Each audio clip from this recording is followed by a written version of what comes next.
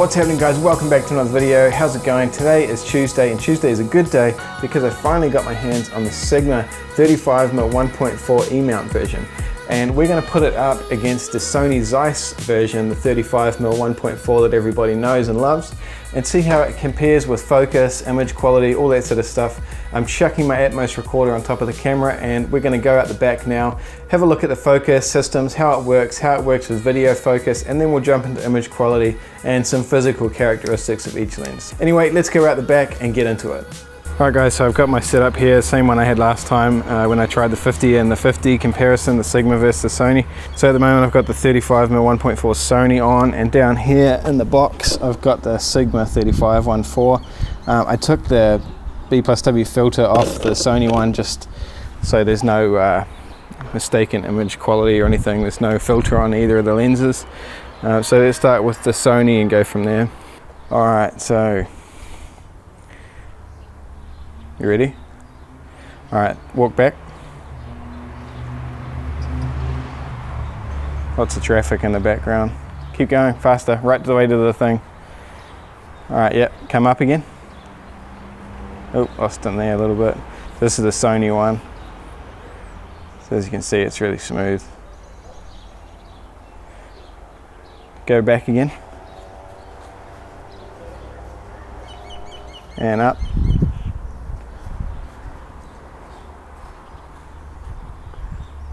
One more time. Do it faster. Yeah. Now run up. There you go.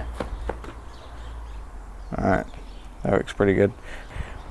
Alright, so here we go. We've got the Sigma 35 on now. If I just move around. Focus goes right to the edge for the A7 anyway. I'm not in the A9, remember this is the A7R3. Alright, go back. Just normal speed. Move around a bit. It's interesting, it's holding it pretty well. Come forward. Seems really smooth so far. Just go back again. And up.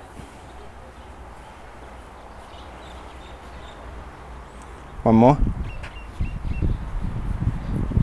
See the background's fading out nicely. Yep, come up. Alright, so that works pretty well. So I'll just try some video now. Okay, so this is set to responsive and fast and all that sort of stuff. So go to the shed. This is the Sigma 35. Alright, come back up.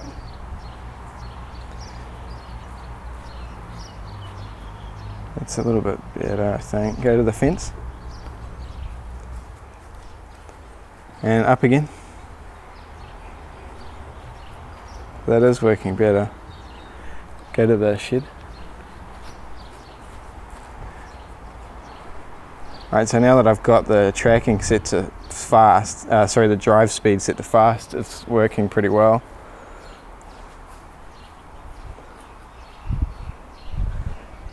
And one more time, go back to the shed. So the Sigma 35, everything on fast and responsive. Come back.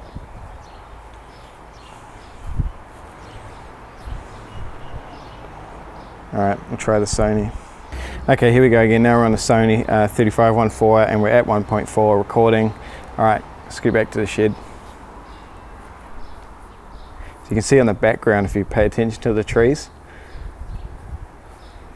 the fade is smoother for sure. Go to the fence.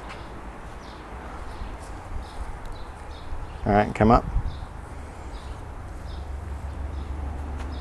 Into the shed.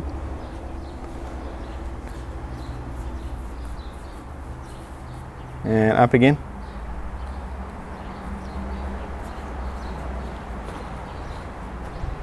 Alright. So one thing I did notice that was a little bit of a problem with the Sigma, if you have a look at this clip, what I'm doing is pressing AF on and then letting go, recomposing and pressing it again. And this is from very close focus to distance, and it kind of lags and stutters a little bit. If you just hold down the AF on button like this and move it around, as you see here, it's much smoother. So it's not a really massive problem, but it is there, and it's probably a firmware update thing. It was kind of doing what the Tamron 28-75 was doing when I tried that, which has been fixed with software. So I don't think it's a problem, and continuous eye focus works really well, so no problems there. Just watch that close to far distance focusing, and my advice is to hold down the F1 button and press it all the time, and you probably won't have that issue. But the Sony version doesn't do it at all. It's always smooth, whether you let go of it or, you know, doesn't matter how close focus or whatever. As you can see here in this little clip, this is the Sony lens, and it's just smooth all the time. So definitely focus wise, the Sony is better. It does have a slight edge on it. Video focus on the Sony is much better. Alright guys, so let's jump into some physical differences and size and things like that. So they're both 35mm, they're both 1.4. Like I said, if you put them side by side, they're actually almost the same size. The Sigma is just a fraction taller. Weight wise they're about the same, but I'll put the weight specs right here.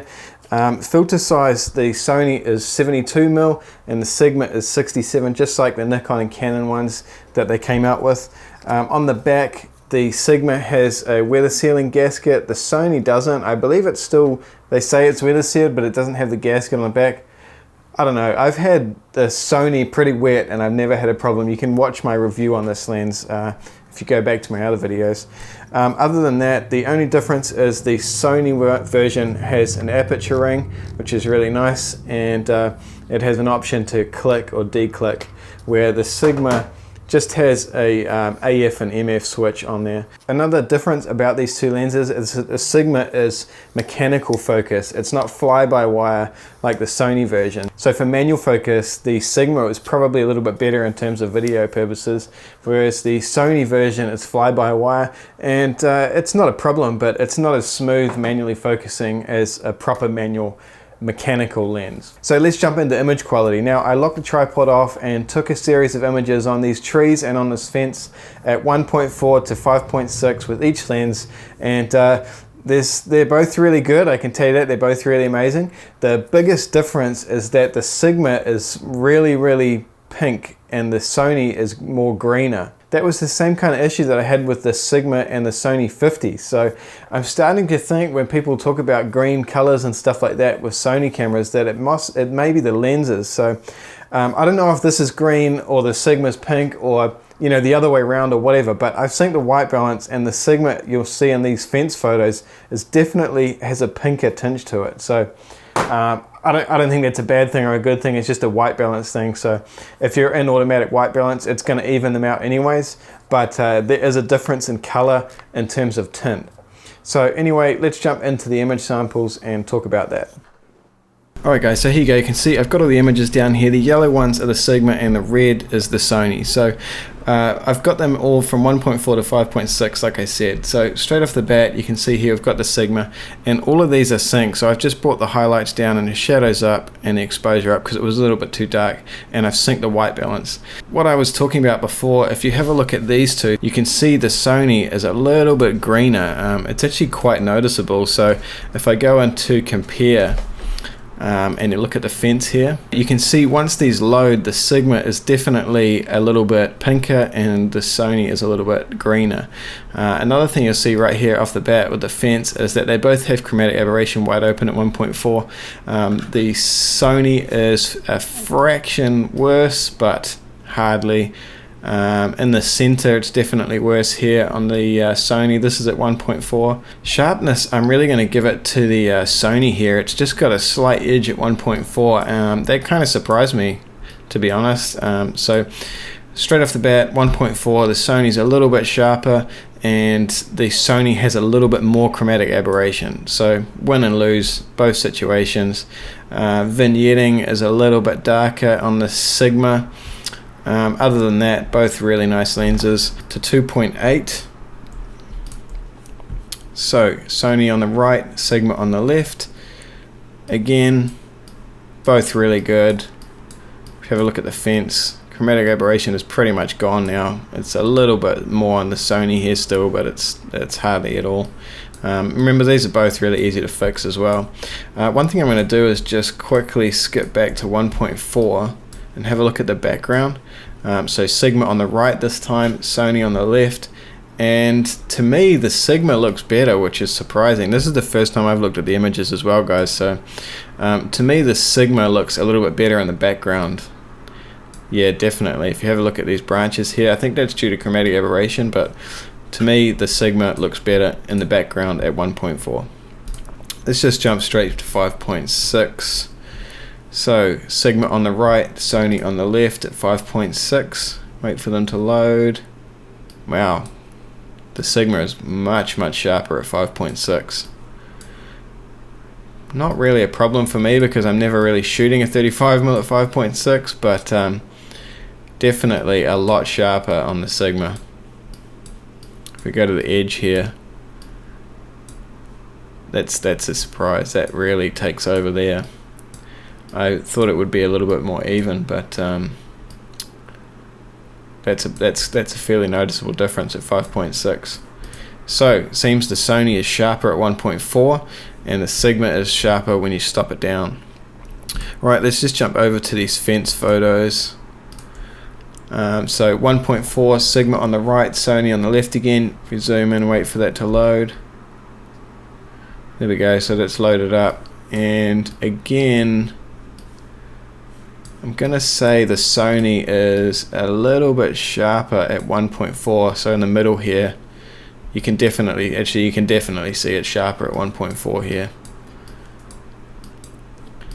And then down in the corners,